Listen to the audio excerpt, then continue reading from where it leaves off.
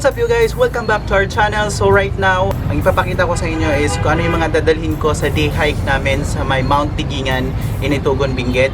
So first,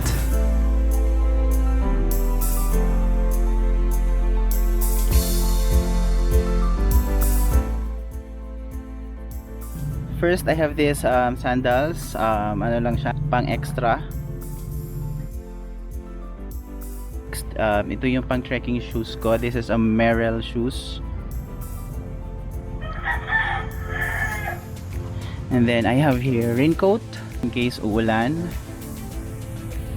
And then I have my trouser here. This is a trouser. Yan. And then extra t-shirt, jacket. This is a jacket in case malamig sa area. And then next is a 1 liter thermos. Then I have my toiletry pouch. Next, of course, cell phone. I have here. Next is extra memory card and micro SD for my cameras, wet wipes, I have tissue here, and then I have here arm sleeves and headlamp. This is an Energizer headlamp. Medyo malakas tong ilaw nito kasi this is maximum of 200 lumens. Ayan, medyo malakas siya. Taran!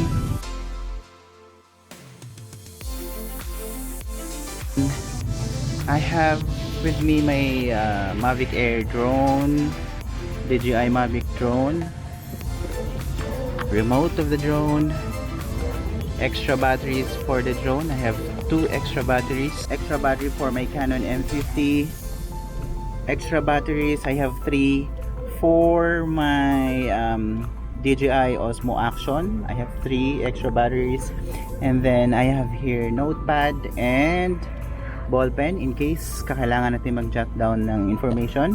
This is a 3 liters bladder. Yan, water source 3 liters.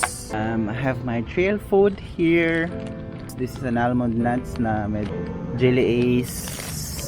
And I have here chocolate bars. Yan, Choco Mocho. Favorite ko yan, Choco Mocho. And then Snickers. Trekking pole, dalawa. My bag is a Dotter ACT Trail Pro 34 liters.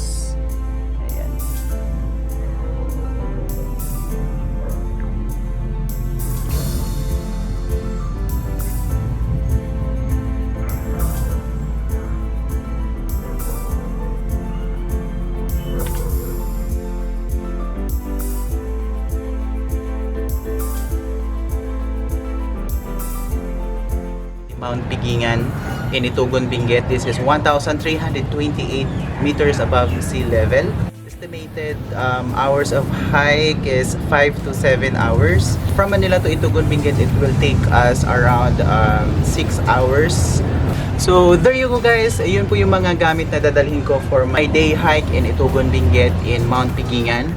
So abangan nyo lang po yung vlog ko for that hike. It will come out soon. And then